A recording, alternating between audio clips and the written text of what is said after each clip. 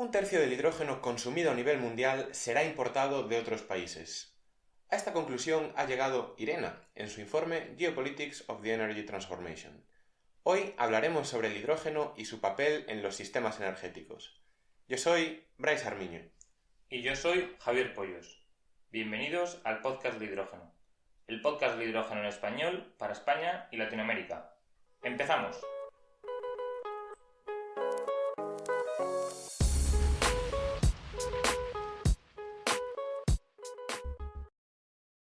En el episodio de hoy contamos con AFRY, una de las consultoras que más involucradas ha estado en el hidrógeno a nivel europeo.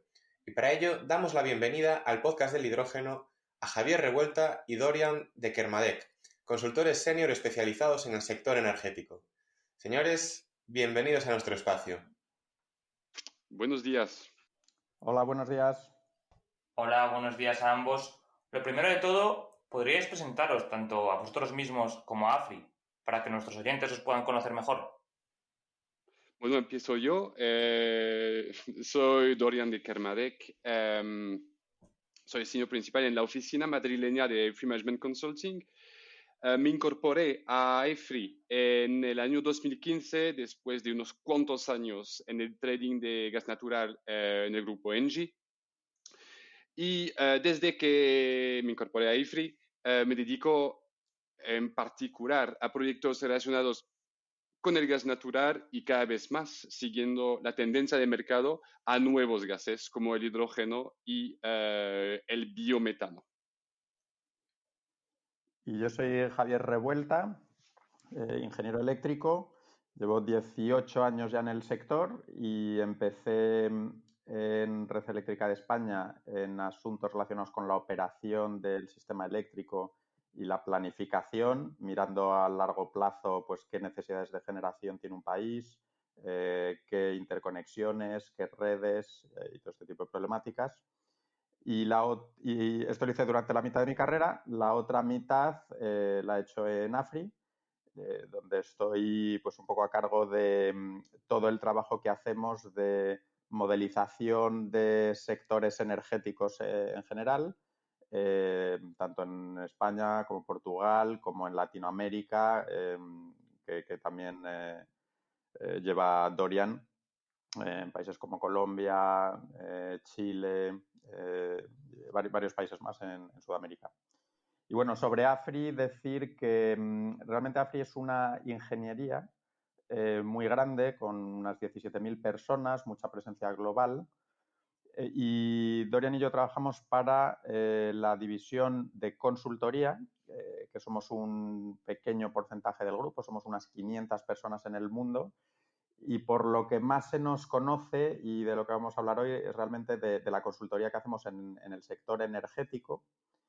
Y esta consultoría está muy centrada en explicar en parte el pasado y el presente del sector, pero sobre todo en construir visiones de futuro. Somos una consultora muy, muy analítica y muy regulatoria y mucho de nuestro trabajo se centra en ponerle número a todo lo que se os imagine que afectará en el futuro del sector energético. Por supuesto, la evolución de la demanda, la evolución del mix de capacidad, las nuevas tecnologías que puedan aparecer por el lado de la demanda o de la generación y lógicamente el hidrógeno es una gran parte del puzzle futuro.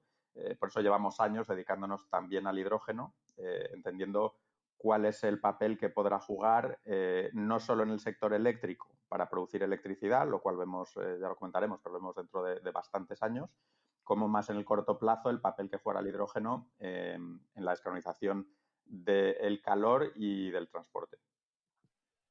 Antes de saltar también a la parte del hidrógeno, súper interesante todo lo que comentas del modelado energético, ¿no? Y cómo avanzará pues la generación, la demanda, el famoso dispatching aquí. Casualmente, tanto Javi como yo, pues cuando estuvimos en Suecia, que tengo entendido que Afri es de origen sueco, ¿no? Bueno, Efectivamente. pues estuvimos trabajando mucho en ese tipo de cosas y me pareció algo que es muy desconocido al público en general, pero que al mismo tiempo pues tiene un impacto grande, ¿no? Todo el planning, el modelado energético para ver cómo van a influir unas tecnologías u otras. No sé si puedes, Javier, también elaborar un poco más en qué consiste todo esto, pues agregación de demanda, de consumos, etcétera, para que la gente entienda cómo funciona, ¿no? Y cómo a la hora de dar esas recomendaciones no todo es una conversación de barra de bar, sino muchos números, muchos datos y proyecciones que realmente tienen gran cantidad de inteligencia detrás. Sí, pues realmente nuestro trabajo hasta ahora era, digamos, relativamente sencillo analizando solo el sector eléctrico porque no estaba, digamos, muy conectado el sector eléctrico al hidrógeno, salvo, bueno, indirectamente por el gas. Siempre ha habido esa relación, ¿no?, de que el precio de la electricidad lo ha marcado el gas, pero digamos que el transporte era básicamente petróleo. El calor era básicamente gas y el sector eléctrico pues lo estudiábamos de manera aislada con esa única relación del precio del gas, ¿no?, que siempre ha afectado a la electricidad. Pero, entonces, digamos que el trabajo de modelización hasta ahora era básicamente construir una visión de la demanda eléctrica y, digamos, ir probando qué tecnologías futuras de generación eléctrica están disponibles y cuáles van siendo económicamente rentables o cuáles van siendo apoyadas por los gobiernos, como es el caso claro de las renovables, que hasta hace bien pocos años eran los gobiernos los que decían cuántos megavatios de cada tecnología se iban instalando mediante subsidios, ¿no?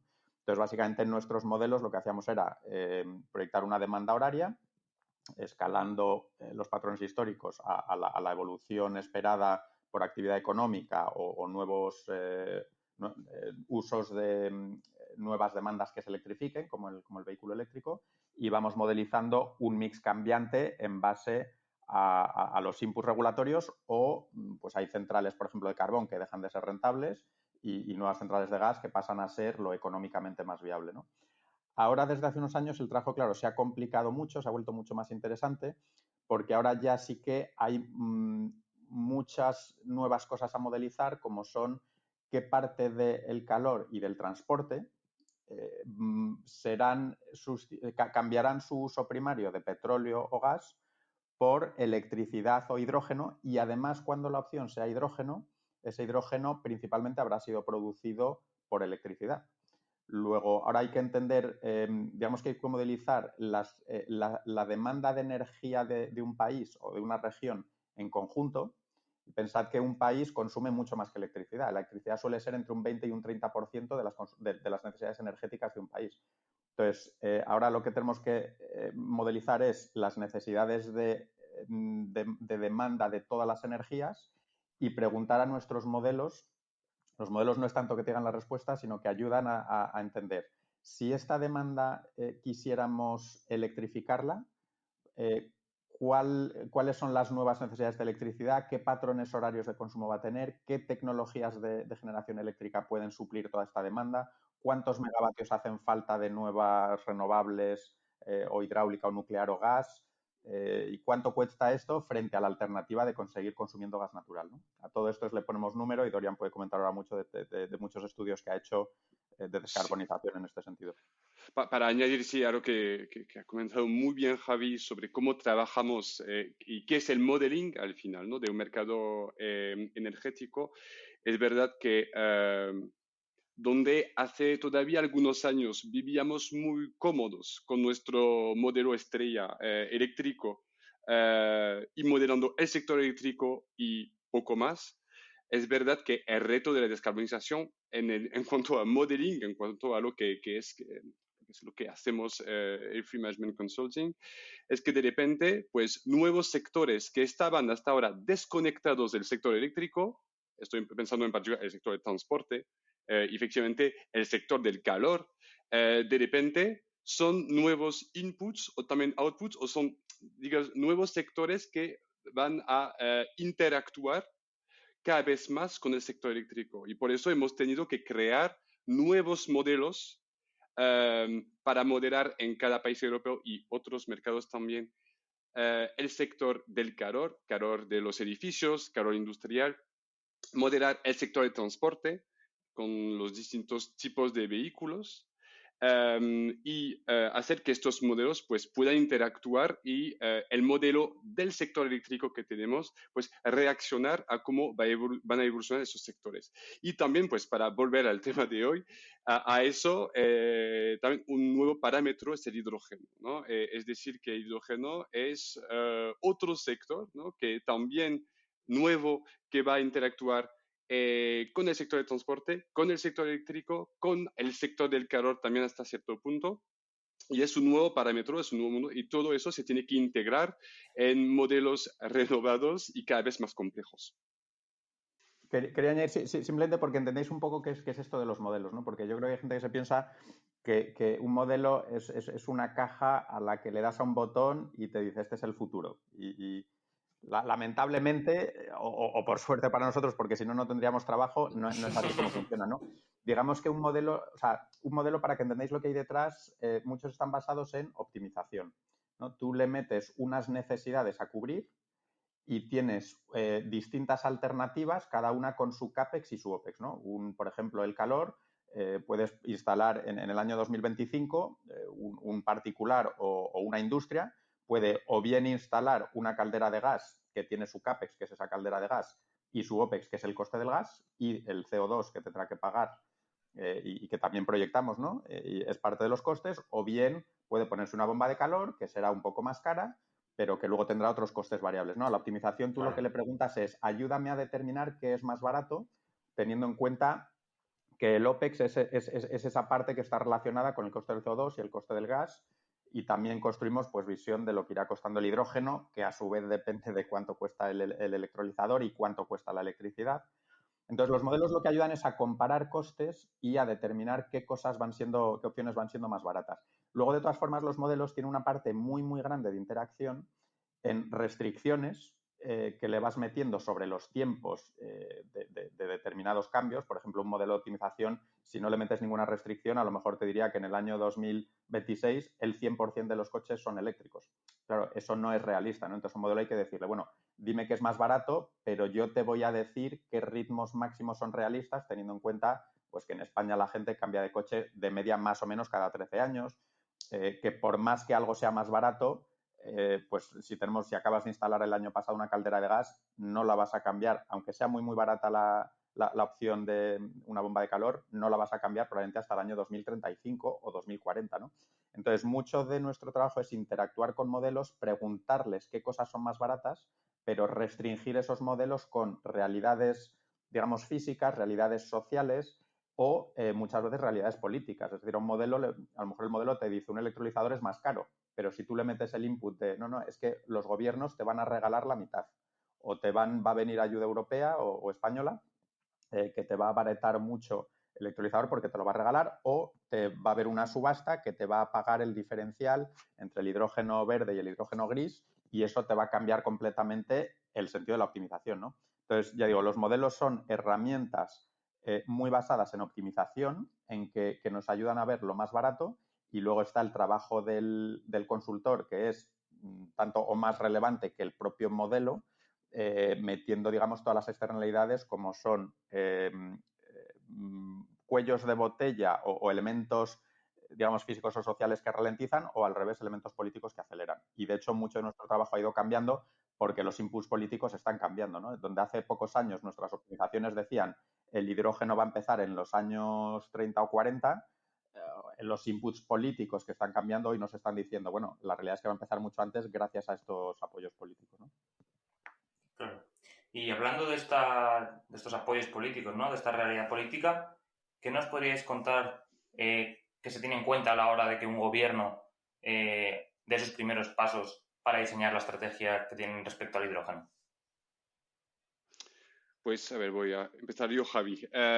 Sobre este tema, es un tema efectivamente muy relevante porque se habla muchísimo de hidrógeno a día de hoy en muchos foros, en los periódicos. Es un debate que yo creo que cada uno es consciente de que alguna parte del futuro de los mercados energéticos pasa por el hidrógeno, digamos, en el camino hacia la descarbonización.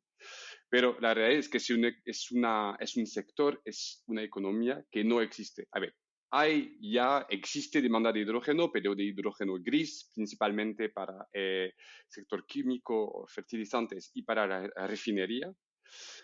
Pero la industria del hidrógeno verde no existe o realmente está en el inicio del inicio, ¿no? Yo iba a decir. Y entonces, cuando se fijan objetivos a nivel europeo y luego que resultan en objetivos nacionales, efectivamente los gobiernos están delante de un problema que es que a día de hoy, digamos, poner una economía, un sector energético en un país en el camino hacia el cambio, teniendo en cuenta el hidrógeno, pues no es nada fácil porque el hidrógeno no es, primero, algo competitivo a día de hoy, sin hablar luego de los retos técnicos, ¿no? Y entonces cada gobierno tiene que pensar en cómo, digamos, apoyar al sector para que este sector dé los primeros pasos para que se inicie esta economía de hidrógeno. Esto es difícil y hay varias herramientas, ¿no? que permiten a un gobierno, dentro de su papel, apoyar al sector. Por ejemplo, se puede imaginar subastas, que creo que van a llegar algunas en varios países europeos para apoyar tanto a la producción como a la demanda del futuro hidrógeno verde que se produzca. Puede haber apoyos. Perdón, ¿Mm? Dorian, ¿en qué crees cómo consistirían estas subastas? ¿Qué forma tendrían? Pues habría varias formas, ¿no? Todavía, insisto que eso es muy incipiente y que todavía no hemos visto a ninguna salir. Pero hay ruidos por Reino Unido, que es verdad que ahora no forma parte de la Unión Europea, pero bueno, sigue siendo un país europeo. Hay también ruidos en Portugal. Entonces, varias formas, ¿no? La más básica es decir, por ejemplo, yo gobierno en mi estrategia de hidrógeno o mi estrategia, digamos, energética general. Tengo el objetivo, por ejemplo, para el año 2030 de tener un volumen de hidrógeno verde determinado. Y para este camino, pues voy a ver cuánto, a ver, me voy a fijar metas intermedias, ¿no? Y para esto, pues, por ejemplo, digo, para el año 2025, 2026, quiero que haya un volumen de producción de hidrógeno verde de X. Es cómo llego ahí. Pues, primera herramienta. Voy a hacer una subasta, hablando de subastas, voy a hacer una subasta para que unos cuantos proyectos se presenten. Cada uno me va a pedir, por ejemplo, un CAPEX necesario para que su proyecto sea viable y voy a elegir con un mecanismo de casación, ¿no? Los proyectos más competitivos, es decir, que menos CAPEX me requieran para llegar a una producción meta para el año 2026, por ejemplo. Esa es una forma. La otra forma es a través de un sistema más bien de contract for difference, ¿vale? Que es que sí, eso, por ejemplo, más bien para demanda, pero también para producción, pero para demanda. Si una demanda, un industrial, por ejemplo, a día de hoy está consumiendo gas, ¿vale? Le va a interesar le va a interesar comprar hidrógeno si la compra de hidrógeno se queda competitiva frente a su suministro de gas. Es decir, que si el hidrógeno es muy poco competitivo frente al gas, a él le puede perjudicar su negocio y entonces no va a tener ningún incentivo, ¿no? Pero si a través de una fórmula de venta de hidrógeno el sistema o una subasta permite garantizar que este industrial va a poder suministrarse en hidrógeno de forma competitiva, pues eso está bienvenido. Entonces, en este caso, la subasta sería de forma que el gobierno pague al industrial la diferencia de precio entre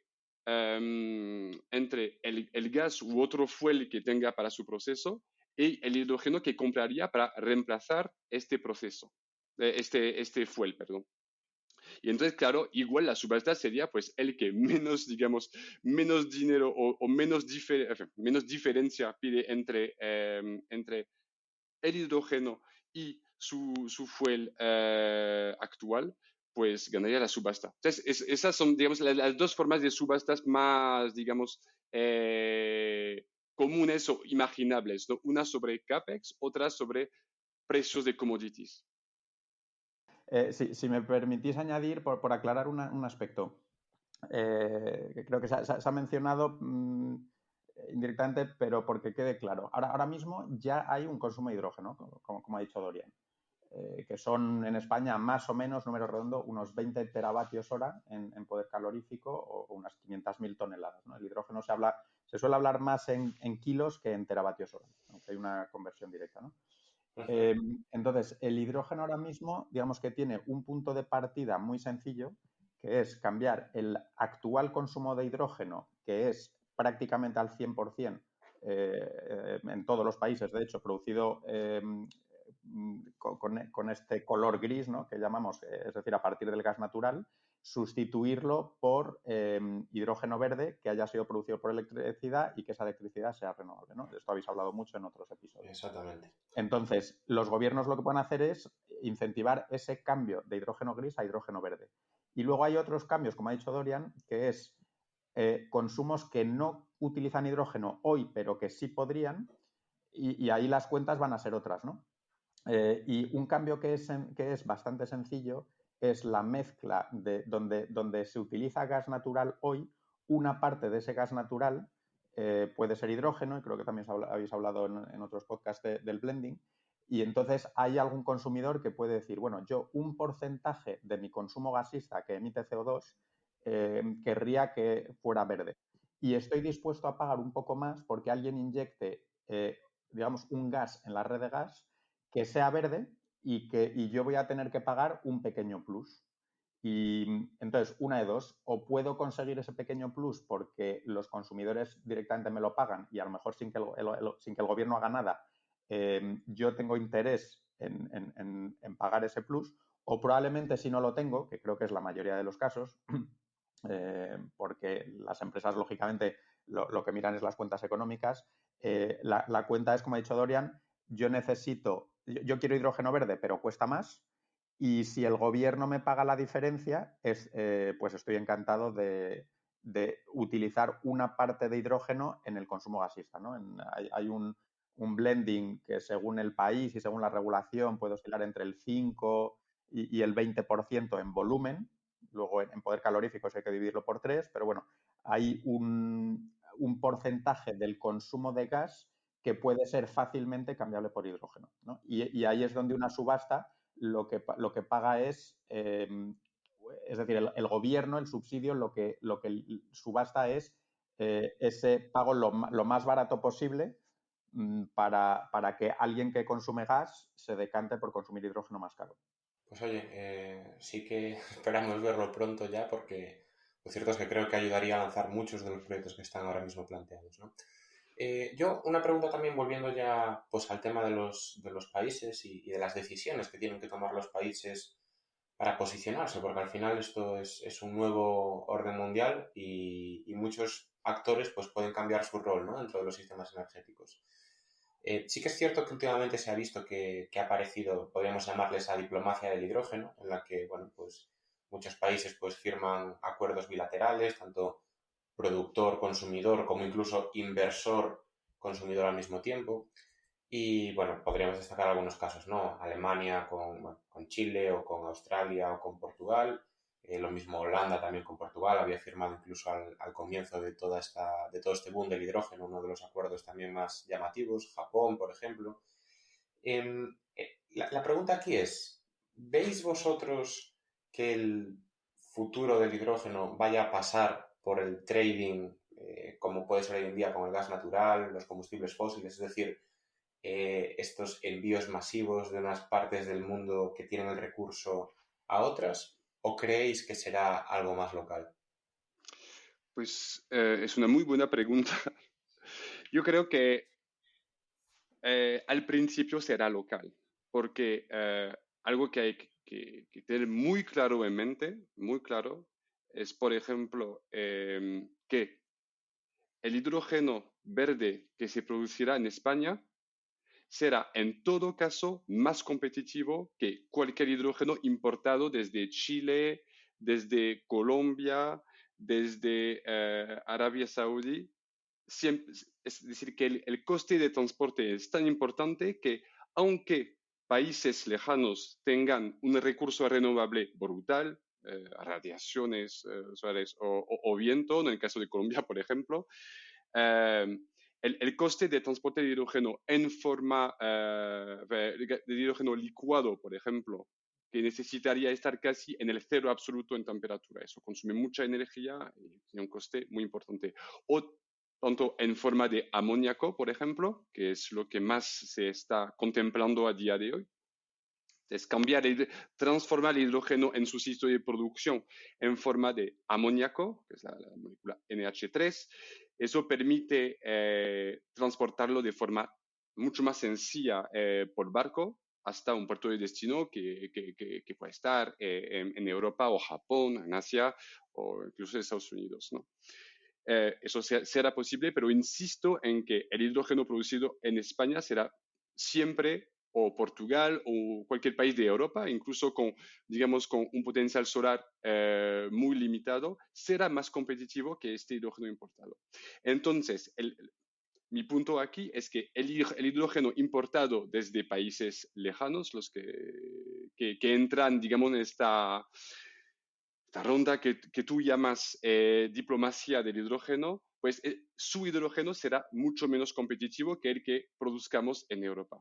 ¿Qué significa esto? Es que sí, que en este hidrógeno con producción lejana entrará a Europa si la demanda de hidrógeno en Europa supera la producción europea, porque primero se consumirá lo que se produzca localmente, que será mucho más competitivo, y en caso de tener más demanda, ¿vale? De hidrógeno, porque digamos que eso pasará si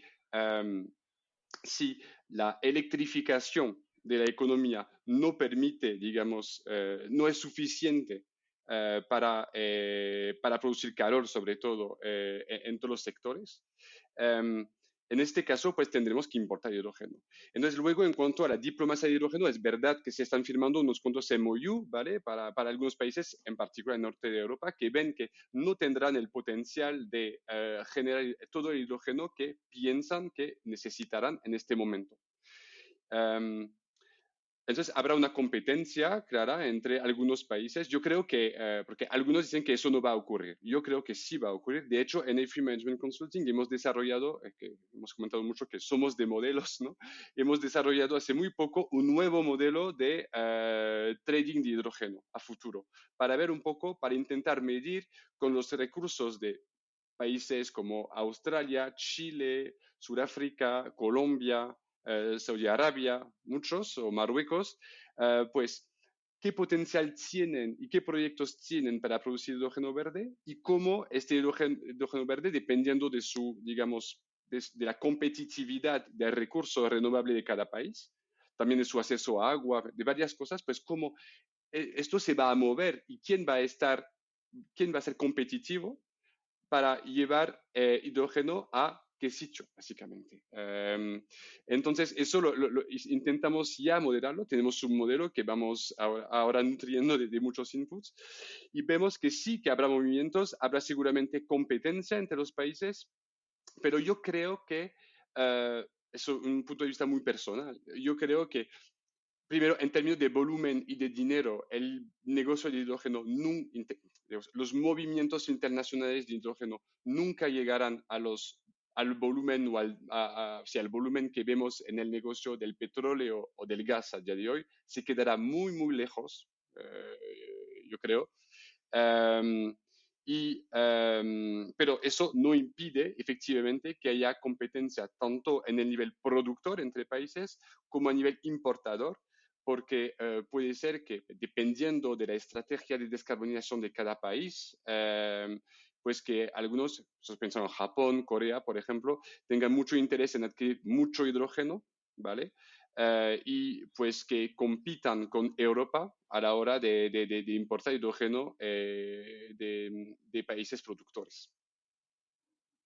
Luego yo aportaría un último comentario sobre esto, que es que las inversiones en electrolizadores son tan grandes que yo estoy totalmente de acuerdo en que va a haber competencia, ¿no? A la hora de un país decir yo necesito tanto volumen de hidrógeno, ya sea para mi industria actual, ya sea para usos futuros, se va a hacer, digamos, un screening. ¿Quién me lo puede mandar más barato? ¿Me lo produzco yo con offshore, como puede ser Holanda, o lo traigo de Portugal, o lo traigo de Australia? Evidentemente se va a hacer la cuenta y va a haber una competencia en la decisión de inversión.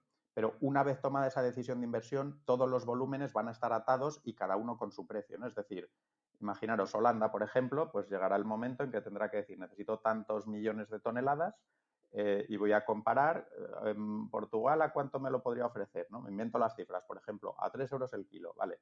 Y Australia con su transporte a 3,5. Pues entonces con Australia no firmo.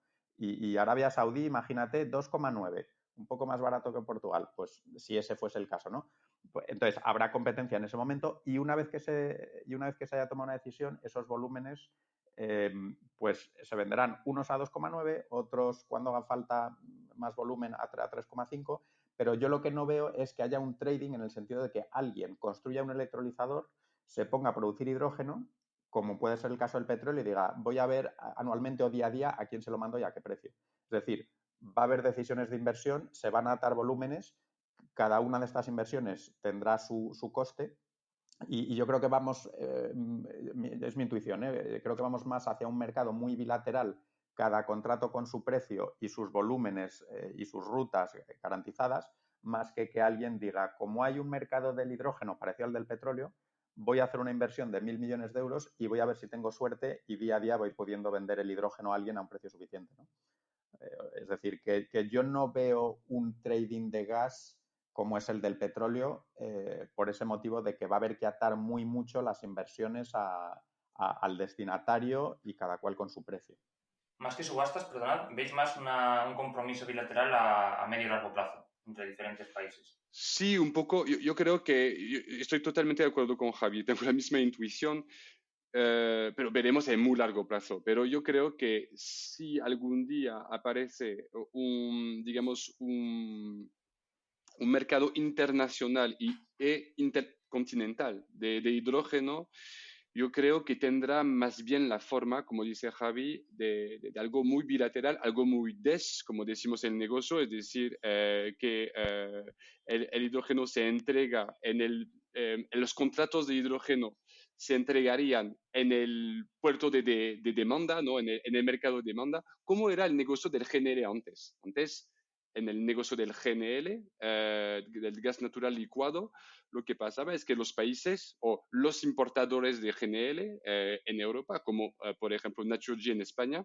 tenían contratos con Nigeria, con Trinidad y Tobago, con Perú, por ejemplo, y el GNL por contrato se entregaba en España y ya, era un contrato totalmente bilateral.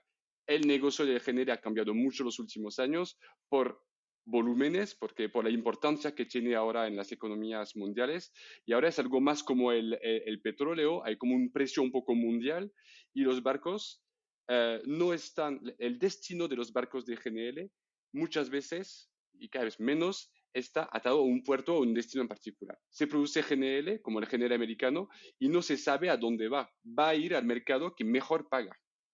¿Vale? Porque hay realmente un mercado global y la logística de los barcos va, digamos, cambiando en cada momento por los mares, dependiendo del mercado que más necesita GNL, que mejor paga.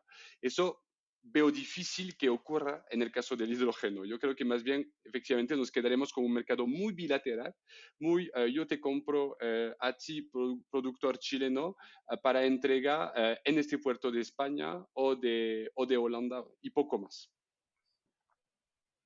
Muy bien. Y bueno, ya que estáis aquí, aprovechando vuestro conocimiento en mercados energéticos, la siguiente pregunta que queríamos haceros es ¿qué impacto tendrán los electrolizadores en la reducción de los curtailment de las renovables? bueno, ya sabemos que mucha gente, ¿no?, dice, o el aspecto que resaltan de las energías renovables es que en el futuro, digamos, a las horas centrales del día, habrá un exceso de electricidad renovable en la red, se desaprovechará y tendrán incluso que pararse ciertas plantas. Los electrolizadores, las plantas de hidrógeno, tendrán aquí un papel importante. Pues a ver, sin duda tienen que, la pregunta no es si lo harán, sino que tienen que hacerlo. O sea, imaginaros una situación en el año 2030 o 35 en la que vamos a tener, sin ninguna duda, como comentas, situaciones de vertidos importantes, vamos a tener días en los que puntualmente estemos cortando 20 o hasta 30 gigavatios de potencia eólica y solar disponible que sobrará durante unas pocas horas, ¿no? Pues ¿En típicamente, España? solo en España, efectivamente. Caray. Cuando tengamos más de 100 gigavatios instalados y del orden de 100 gigavatios, ¿no? Entre solo eólica y solar. Y no olvidemos que la demanda española oscila típicamente entre 20 gigavatios por la noche y 35 o hasta 40 unas pocas horas de máxima demanda en el día, ¿no? Entonces, el día que coincida mucho viento y mucho sol, lo cual se dará muchas horas, ya sea a las 3 de la mañana con mucho viento y demanda baja, ya sea a las 2 de la tarde con demanda más alta, pero también mucha más solar, vamos a tener puntualmente cortes muy, muy importantes, ¿no? Ya digo, de unas pocas decenas de gigavatios. Entonces, no tiene ningún sentido que tengamos la capacidad que sea de electrolizadores, serán 2, 3, 4, 7, ¿no? según el año. No tiene sentido que todos esos electrolizadores no estén todos conectados a la red y utilizando lo más posible esos excedentes, ¿no?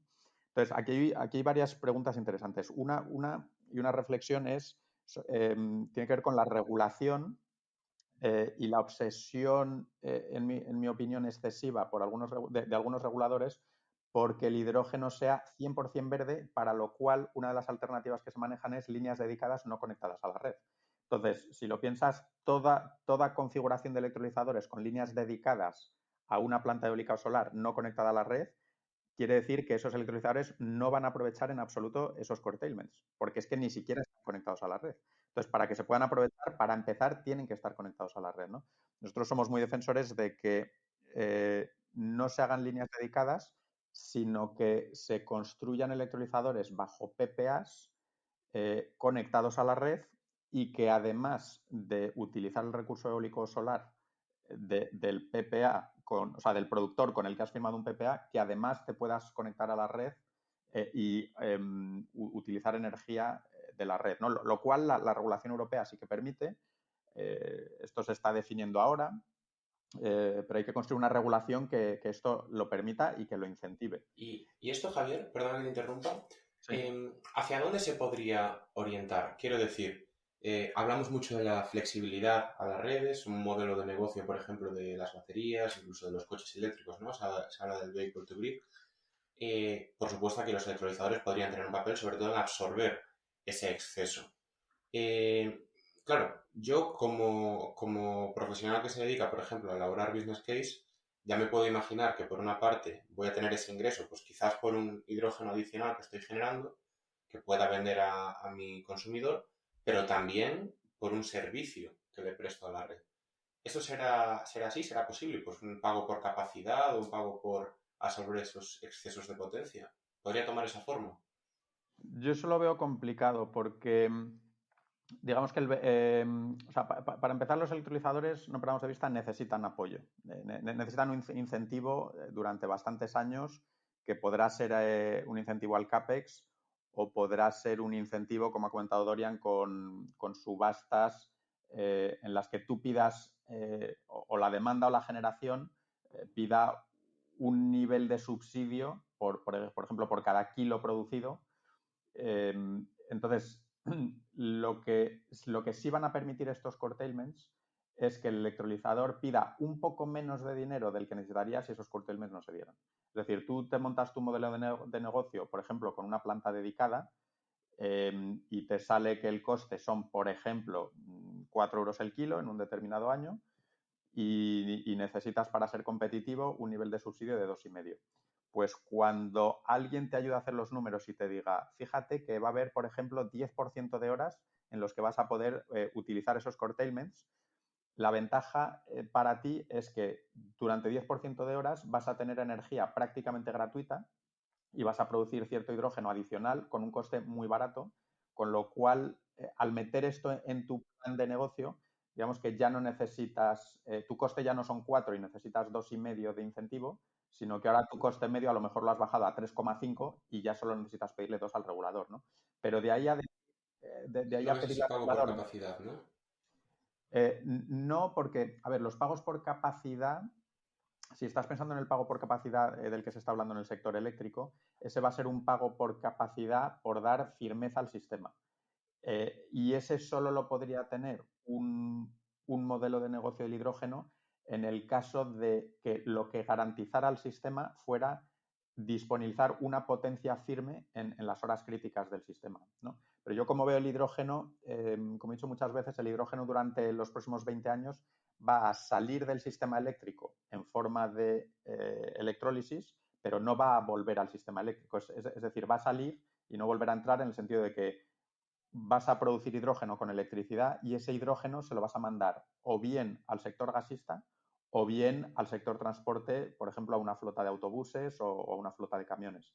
Pero el pago por capacidad te lo darían no por extraer no por integrar renovables, ¿no? Extrayendo esos curtailments y llevándolo a otro sitio, sino que si te paga el sistema eléctrico es por tu capacidad de devolver energía al sistema eléctrico.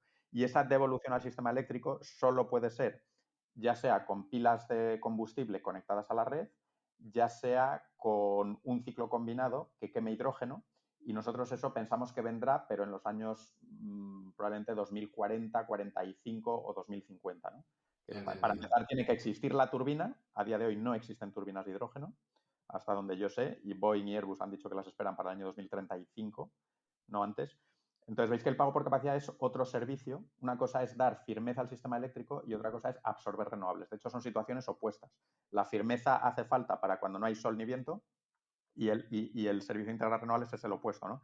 Es el de absorber energía cuando sobra. El pago por capacidad no es para el segundo de absorber, sino para el primero de dar firmeza cuando no hay sol ni viento. Efectivamente, solo añadir, comparto totalmente la visión de Javi.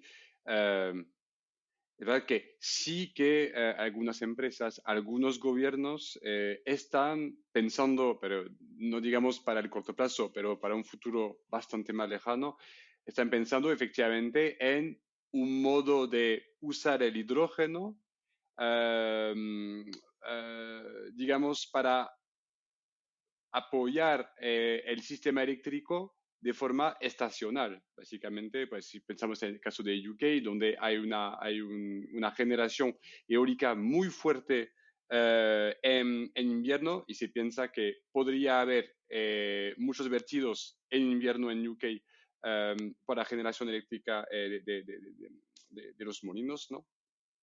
Pues están pensando en por qué no, en un plazo muy largo, pues con estos vertidos producir hidrógeno, almacenarlo y usarlo, como decía Javi, con pilas de combustible durante el verano para dar firmeza al sistema en verano cuando hay menos recurso renovable. Entonces, efectivamente, se está contemplando, se está pensando, pero nada concreto a día de hoy y es algo que nosotros, como decía Javi, en los modelos no vemos a día de hoy. Estamos más bien contemplando pues soluciones con baterías o también con almacenamiento distribuido. Por ejemplo, mencionabais el vehicle to grid. Es algo que, digamos, yo creo que es una pista mucho más seria para, digamos, dar flexibilidad y firmeza al sistema eléctrico en un plazo razonable que almacenar cantidades de hidrógeno inmensas para devolver energía al sistema eléctrico cuando haga falta. Vale. Y bueno, vosotros, según vuestros modelos, ¿creéis, que ya lo habéis comentado un poco antes, que los objetivos fijados en Europa y sobre todo en España son factibles y podrán cumplir? Y si es así, ¿cuáles creéis que son los desafíos principales que nos vamos a encontrar? Javi, empiezo yo. sobre este tema. Y eso otra vez es un punto de vista, no es de nuestros modelos, es más personal por, digamos, sí, ver lo que tenemos en los modelos, pero también por hablar con el sector, por ir viendo cada día cómo se desarrollan las cosas. Y yo efectivamente creo que los objetivos de la hoja de ruta de hidrógeno española los objetivos son razonables. Entonces, estos 4 gigavatios de electrolizadores instalados en 2030, yo creo que se podría alcanzar algo más, pero no mucho más. Esta idea de descarbonizar, si recuerdo bien, a lo mejor me equivoco, un 25% del consumo actual de hidrógeno, de consumo de hidrógeno gris, y de crear también, pues, localmente flotas de vehículos con hidrógeno, algunas iniciativas así, las Hydrogen Valleys también. Yo lo veo muy razonable.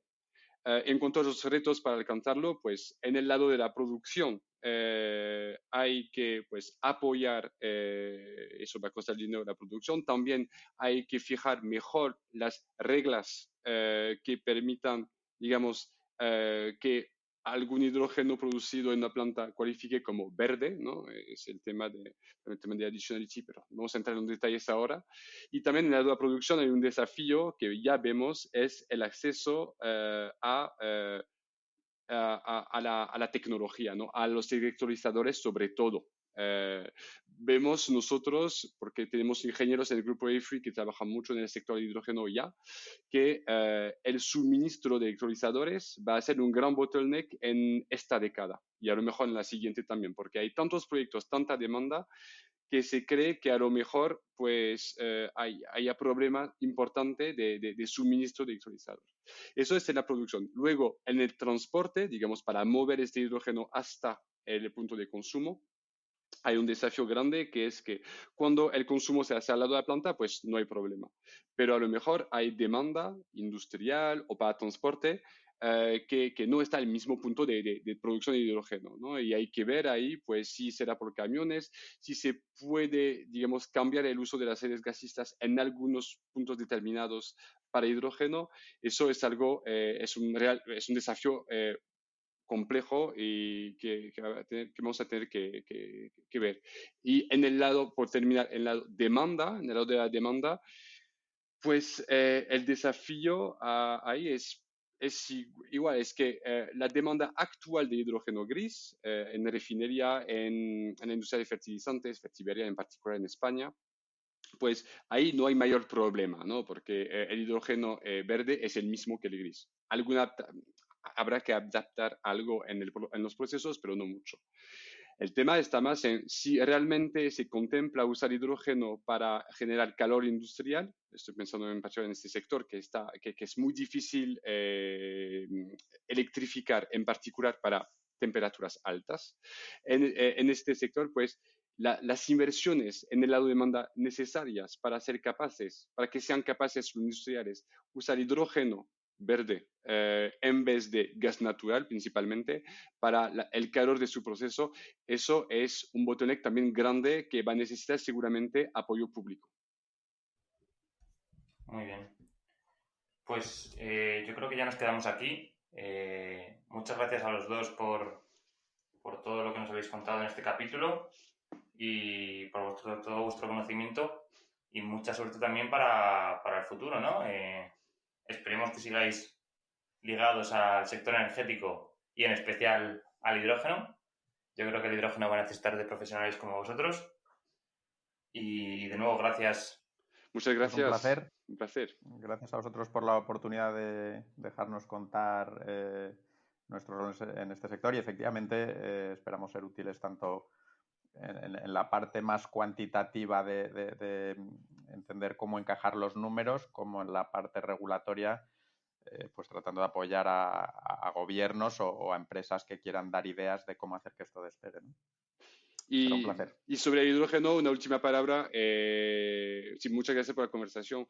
Nosotros, desde Free Management Consulting, por el número, la cantidad de proyectos que nos están llegando sobre hidrógeno, hay un boom que es claro y eso está pasando, ¿vale? Eso es real. Así que Es un placer estar en esa industria y os animamos a vosotros a seguir con este podcast y a informar sobre la evolución del sector. Así que muchas gracias. Muchas gracias, Dorian. La verdad que sí que damos fe de que el boom ya no es solo humo, ¿no? Sino que hay gran cantidad de proyectos y desde luego que hace falta poner criterio y rigor sobre los proyectos para... Sabemos que nos vamos a equivocar, pero equivocarnos lo menos posible y hacer las cosas bien.